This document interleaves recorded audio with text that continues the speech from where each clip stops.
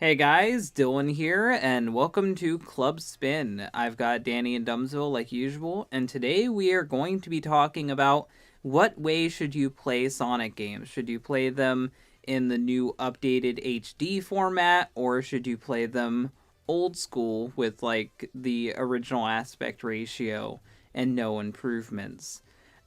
We've got a very interesting cast of people here because I don't know Dumsville's stance. Danny is completely on the keep it original side, and I'm completely on the on the accept change side. So hopefully we have a very interesting discussion. Okay, so I guess the first one we should talk about is Sonic the Hedgehog 1 and 2. Recently, the Christian Whitehead port for Sonic the Hedgehog 1 and 2 was released on PC. Not only does this make it full HD, not only can you make this ultra wide HD, not only can you make this 4K, it's just amazing. You get plenty of other shit added to it too. They're gonna be adding the drop dash. You can play as Knuckles anytime. You can play as Tails anytime in Sonic 1 and 2. Like you couldn't play as Knuckles in Sonic 1 originally, but now you can. This shit is insane, and it is amazing what they're doing, and it's gonna have a mod loader. It's gonna be great, and this is a PC version of the Christian Whitehead port officially commissioned by Sega. See, I like the ports. They're fine, they're fun, but I still personally like to play my games, the original way. Okay, Uh, so with that, I would actually let's go to Dumzo before I counter that. But Dumzo, how do you feel about the Christian Whitehead ports being moved to PC? I actually am the complete opposite of Danny. I think that they should have been on PC in the first place because they are the superior ways to play the game. They fix the issues that the original games had. They run at way higher resolutions. So they are preserved and they are more accessible to newer audiences. And I look at them not necessarily as Sonic remasters, but just as remasters in general. When it comes to my stance on remasters, I think that it's not just a way of just let's make more money off of an old game, but also it's game preservation and to an extent game improvement. And I think that if you are going to re-release a game, it should be better than the original. And I think that we need to see more of that with some great games. There are some great games that haven't been preserved. And I think the Sonic 1 and 2 iOS and Android ports are the great examples of that. And you can say, the classics are great and all, but really what I look for in a good remaster is that they even then the original classics had issues that were fixed in the remasters. So that's just my stance on that. I think I'm in full support of it. I Okay, just wish it were official. so Danny, why do you think that the Genesis version should be played over the other one? well, the way I see it is because, like, I like game remasters. I play lots of them myself, and I have played the Whitehead ports. That they are good, but my stance on it is that once you change a game, then it just I don't know. There's just something about imagine you're in a conversation, right? And someone says, "Oh, I played Sonic 1 and I had this issue with it, but hey, I still beat it, whatever, it's still a good game." Then someone else in the conversation says, "Well, I never had that issue." Because they technically played a different game. They played technically a modded version in a way, or an improved version. It's once you change the game, it's not the same game as it was when it was originally released. So when you have two people talking about that game, they're actually talking about two different games. Okay, so as my response to that, I would say that when it came to the European version of Sonic the Hedgehog 1 exclusively, there was actually a fuck up. And the European one ends up going slower because they didn't convert it to run for European plugs. So it's actually slower, it's sloggier, the music is slower, the game is just not fun. What the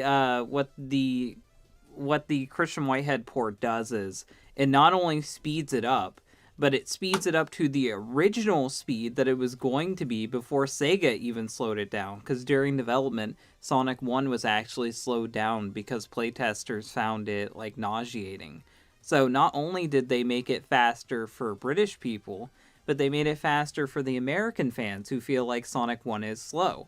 And one of the biggest problems that I hear about Sonic 1, and one of the biggest reasons why people don't want to play Sonic 1, is that it doesn't have a spin dash for people who aren't skilled enough to build up the speed on their own.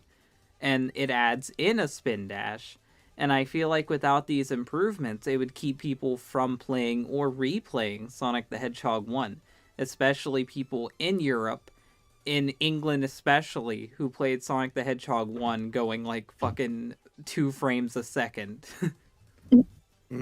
I fully agree with that, and I also want to bring into question a video by Video Game Donkey where he discusses remasters, and I fully agree with him on this. Like, I don't think Danny mentioned the differences, but really I think that's a bit of an over exaggeration because what are the real differences between Sonic 1 and 2, the iOS versions and the original Genesis versions?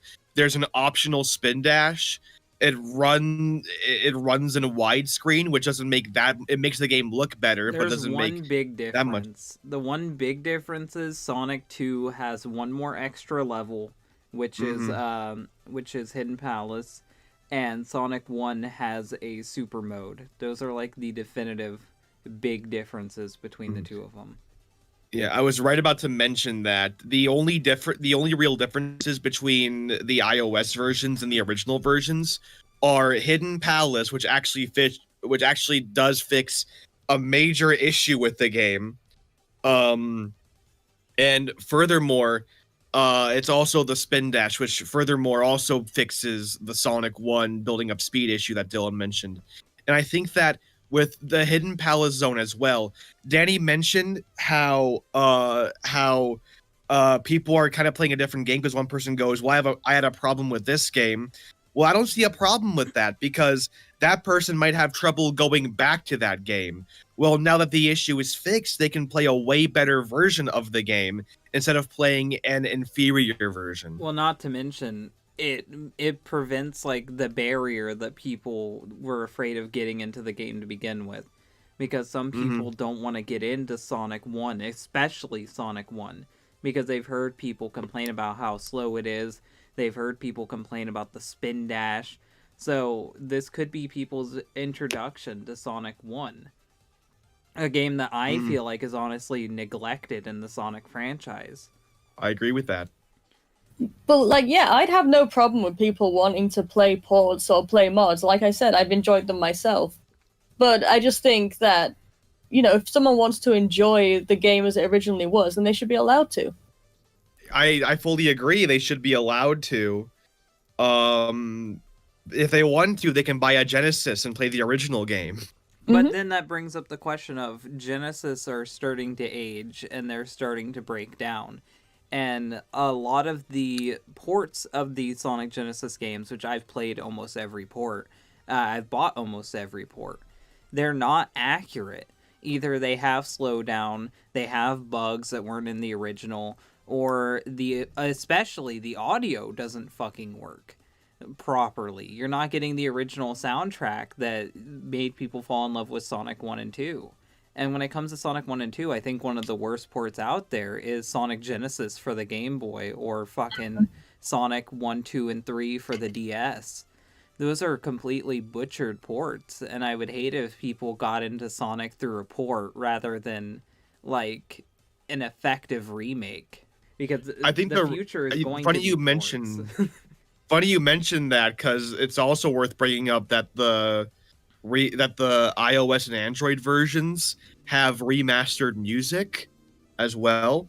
And I think that overall, I think that these ports, they deserve way more attention than they have. Sega kind of kneecapped them by being iOS and Android only. Sega of Japan is on the same stance Danny is.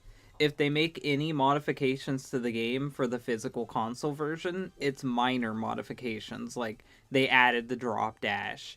They added the arcade mode. They added a regional difference. Like, they're keeping the aspect ratio the same, and they're keeping all the faults with the original games with their modern releases. Like, if you get the Steam version of the game or you get the Switch version of the game, it still has all the same faults that the original games had.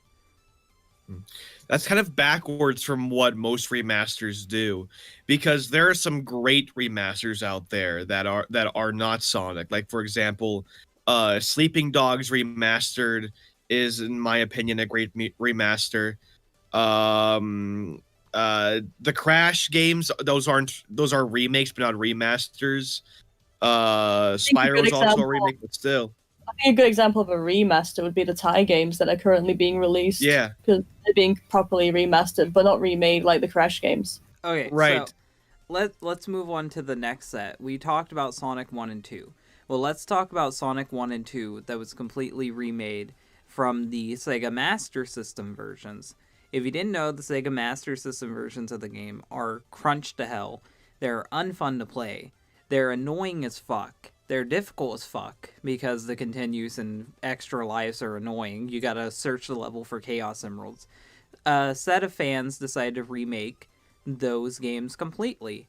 And now it also is in full HD, just like Sonic 1 and 2 for the Android.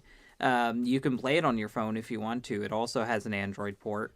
There's bonus levels included, that being Marble Zone, which was planned to be in the original Sonic 1 but never got in, and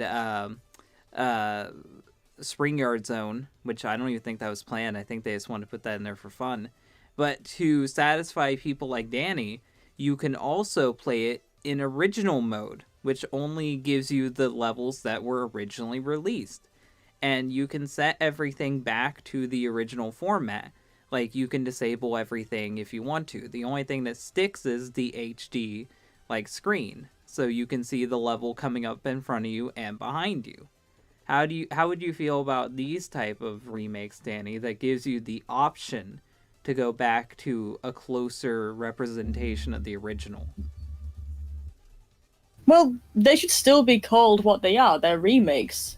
So, like, I don't know. Like, I have no problem with these remakes, but it's just to me that it's not the original game, right? So when someone plays a remake that's fixed all the problems, and then you can play it slightly easier than the original, it just feels it again. It's like what I said before. It's still a different game in a way.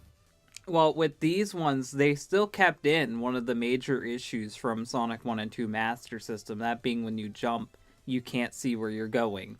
So it still has a lot of the faults that the original had. The only thing it gives you is seeing what's ahead of you and what's behind you. You can disable the game to be as difficult as the original if you want to. You can also make it even more easy for beginner players by adding unlimited lives and shit. So it really is just a balance of, you can customize it to whatever you want it to be. I think it's also worth noting that some games like Sonic Master System are so antiquated, they kind of deserve a remake. It reminds me a lot of Resident Evil 2. The original game, while a classic, is extremely dated and antiquated, while the remake is a miles better game in terms of narrative, gameplay. It's a lot of fans prefer it to be a superior game, even though it is a completely different game. But I would say, if a game is antiquated and needs a remake, I would say go for it, even if it's not necessarily the best way to preserve the original integrity of a game. It's a great way to improve on the original's formula and kind of and help new fans get into the series and see what kind of the story is, or see what they're kind of missing, but also give them a more accessible way of engaging in the game. Okay, so we've talked about official remakes getting ported to PC. We talked about fan remakes. I guess now we should talk about modding the PC versions of Sonic Sonic Adventure 1 and 2 and Heroes. And this is probably the most interesting conversation we'll have out of the bunch because I really feel like this one is up in the air. I don't feel like there is a right or wrong answer here.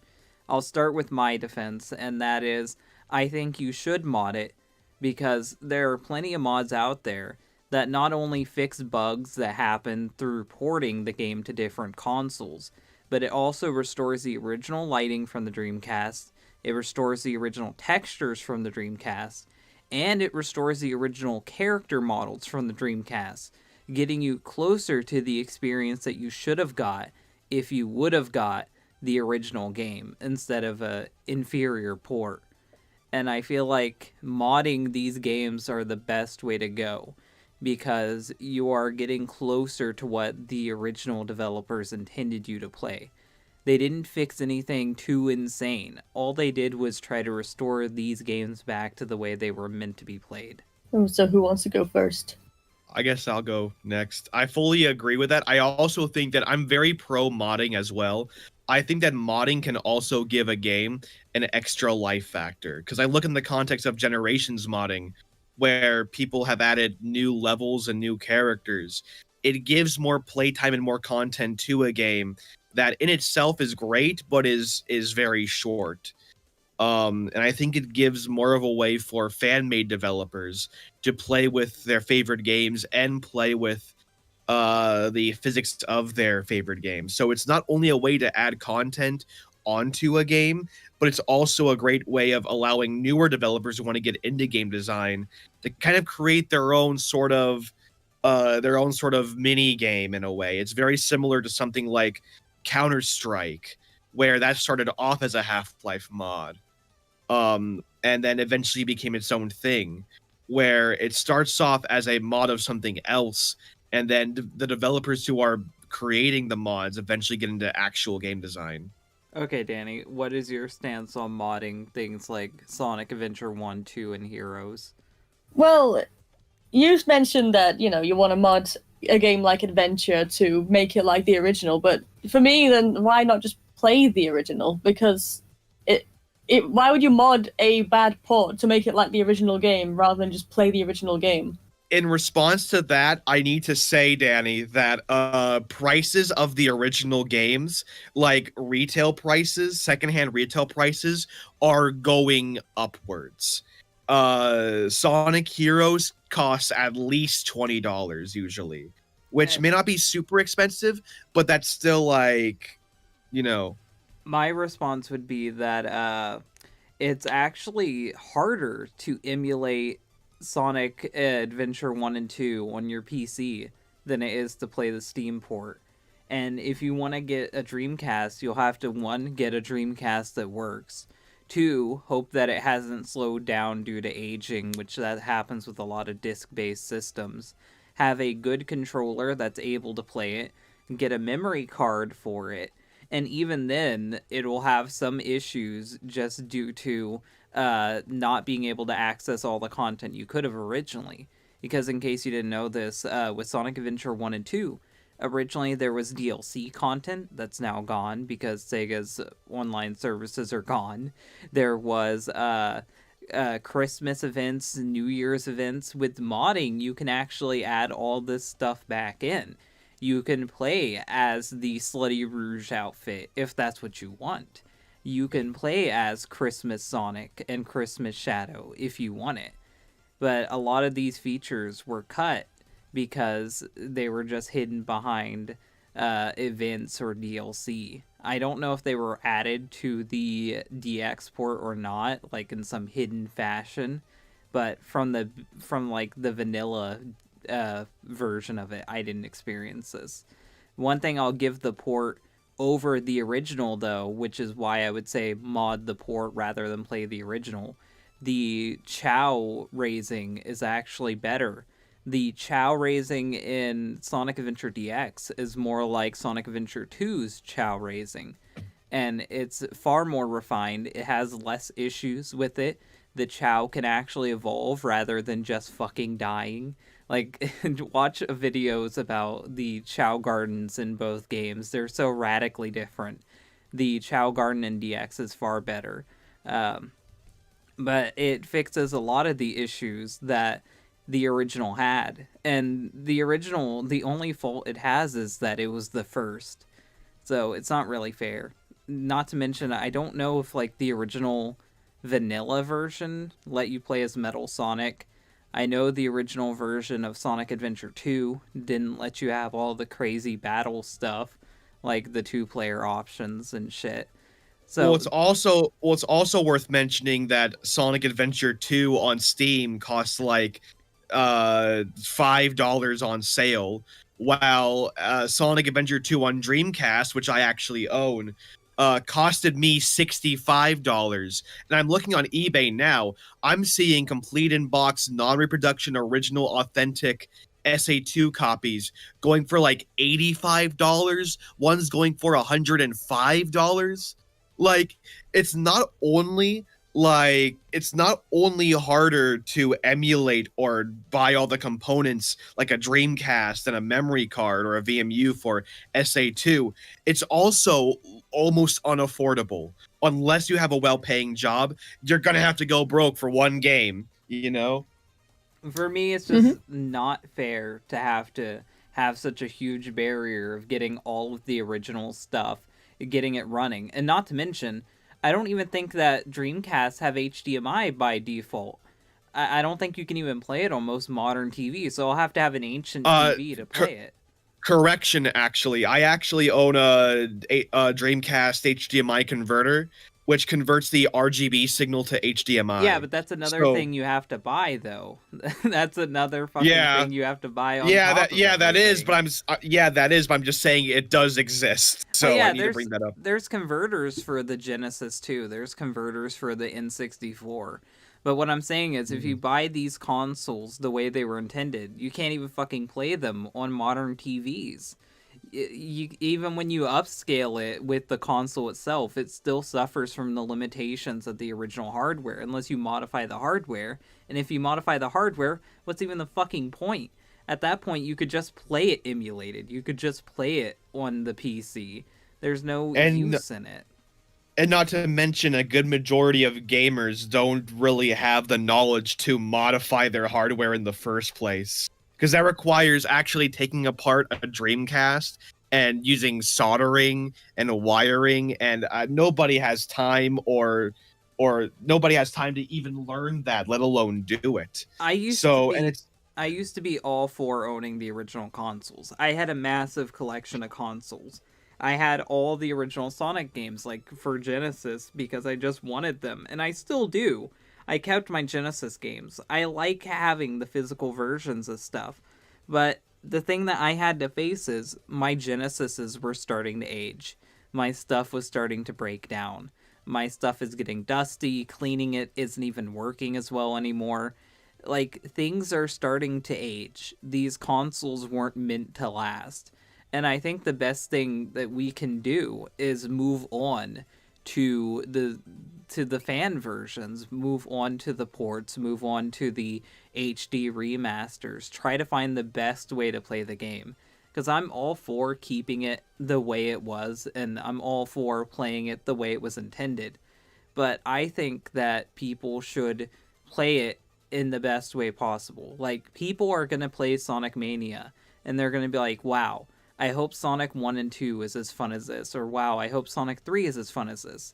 And thanks to Angel Island Revisited and the Christian Whitehead ports, people can get the Mania experience from Sonic 1 and 2. Thanks to mod loaders, people can make Sonic Adventure 1 and 2 feel like Generations. People can actually fix a lot of the problems they had with these older games to make it feel like a modern game. Can I say something else about modding? Yeah, go for it. Like, you know, I still have played modded games. You know, I modded my Sonic Forces copy a couple of years ago. But once you mod a game, again, it's sort of... to me, the way I look at mods is I see mods as an extra thing you can do. I see it as, you know, oh, I can add in a character that wasn't even supposed to be in this game. That's fun. I think modding is fun. But if someone is going to say they prefer a modded version over the original, if someone's going to say, oh, Sonic Heroes is my favorite Sonic game, but only when you've modded it with all these different mods, it just feels, it's almost a bit disingenuous. Like, it just feels a bit weird to me, where it's like, how can you say you enjoyed a game, but you hated the original version so much that you had to choose a modded version over it? Because there are some people like that. I see where you're coming from, and when it comes to reviews, I feel like you do have to go back to the original. But we're not talking about reviews. We're talking about getting new players into the game and getting people who wouldn't want to play these games due to their aging into the games. Because there's a lot of people who don't like the aspect ratio of the old games. There's a lot of people who don't like the glitches of the ports. There's a lot of people who don't want to deal with the irritating factors of the games. And I think giving them these new versions that they can easily mod and set up is the better experience, rather than suffering with issues due to porting or suffering with issues due to aging. Mm-hmm. Now, when it comes to games like Sonic 06, how they're rebuilding it from the ground up completely, that you might have a legitimate argument with, because that's going to be completely redone. And when it comes to games like Sonic R, how they made mods to fix the handling of the game, or made mods to fix a lot of the issues that it had. Yeah, you might have an argument there, because you're getting a completely different experience with those games. But with the Sonic Adventure mods, you're really just setting it back to the way it was meant to be. You're not really changing it too much. And there's mods for Sonic R that can make it look like the Dreamcast, not Dreamcast, the Sega Saturn versions as well. But for me personally, I have modded physics on because I hate the fucking physics of Sonic R. So there are some games that when you mod them too far, it does change the overall gameplay experience. But with Sonic Adventure 1 and 2 and most of Heroes, you can play it with the original bugs and everything and just upscale it and add in the original lighting that it was supposed to have, and it's fine. But unless you're reviewing or doing a documentary or an essay about the original game, I don't see any harm in playing a better version just so you don't have to suffer through the issues people 20 years ago did. That's fair, but I still stand by my point. Like, for me personally, though, I'd say it's more this is more of a personal thing. This is not me, like, judging other people. It's just me personally. If I tell someone, oh, Sonic 06 is my favorite Sonic game, if I said that, and they ask me, oh, did you mod it? Did you do this? Like, no. I want to be able to just tell them, no, I enjoyed it even with the problems it had. Instead of saying, oh, I played the newer version that was modded, I fixed the game and then I liked it. For me personally, I just can't really bring myself to do that. For me, I would say that I hope one day I can say I like Sonic 06. Because right now, if someone asks me, what do you think of Sonic 06? I tell them it's unfinished. It's not a game. I really hope that with like the fan-made stuff, I can say, oh yeah, it's really good. Here, play this version of the game. Or when it comes to someone asking me about Sonic R, I don't have to say play the Saturn version or play the fucking GameCube version. I can say, oh yeah, it's really good. Here's a link to a download of the game because you can't buy it anymore. Here's a link to the mods so you can install the mods. It's really easy. Or when people ask, do you like Sonic Adventure? I can be like, oh yeah, get the Dreamcast conversion mod. It's really good. I think that when it comes to the digital age, we don't have to rely on the companies anymore. And for Sega exclusively, it's not good to rely on them because they're going to continue giving you inferior ports. And inferior products for the most part. Oh, yeah. And someone's trying their damned hardest. There's two teams. One's rebuilding all the levels of Sonic Forces to make them longer, more expansive, more playable. And someone's making a mod for Classic Sonic that adds in new boss fights, fixes the physics, makes his levels longer. And for those people, I fucking salute you. But you guys need to work together and fucking get these mods working together. Because right now, they like clash with each other. And you can't have both mods working at the same time. If we can have both those mods working at the same time, I might be able to say Sonic Forces is a good game one day.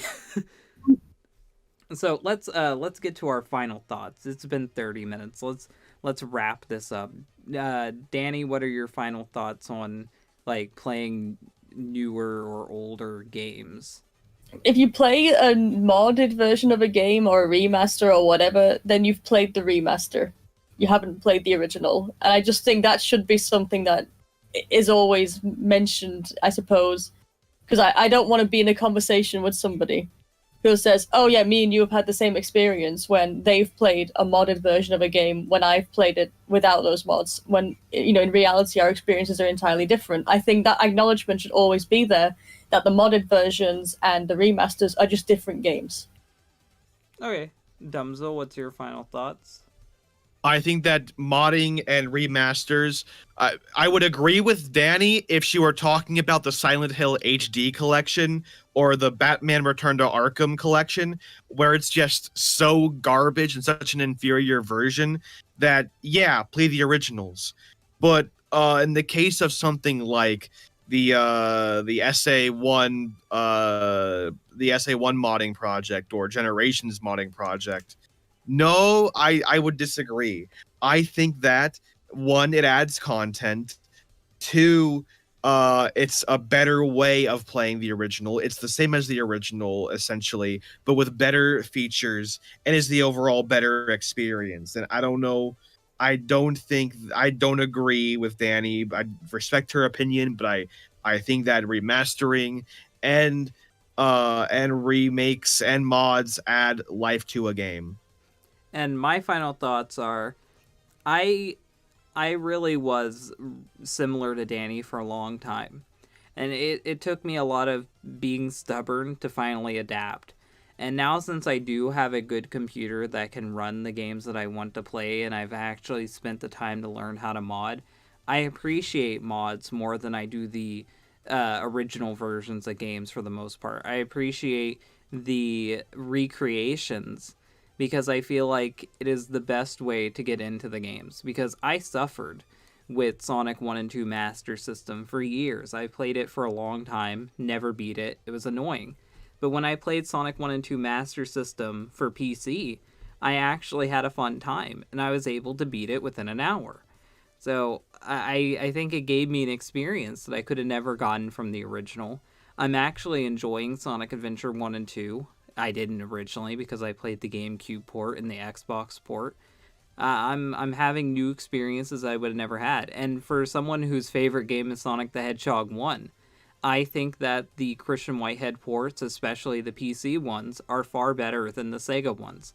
The Sega ones haven't aged well. A lot of these games haven't aged well. And I'm more concerned about giving people the best experience they can get to get them into Sonic, rather than preserving a fossil that is starting to decay. So I think we should move forward, and I think we should accept changes, and Sega allows all this stuff to be up. They're not Nintendo. There's no shadiness about this. Have fun, mod your stuff, and get a good gameplay experience, because that's all that matters. It doesn't matter if it's official. It doesn't matter if it's not. It doesn't matter if it's a mod. It just matters how fun it is and how much fun you have. And if Sega won't give you fun, go get fun from the fucking modders. Hopefully you guys found this discussion interesting. Hopefully you don't think we just beat the shit out of Danny for 40 minutes. It does kind of seem like that. I didn't know Dumsville's stance going into this, and his stance still differs a little bit from my own. If you guys like this, hit the like button. If you really like it, share it. And if you want to see more, then subscribe. Thank you guys for watching, and bye. Goodbye, everybody.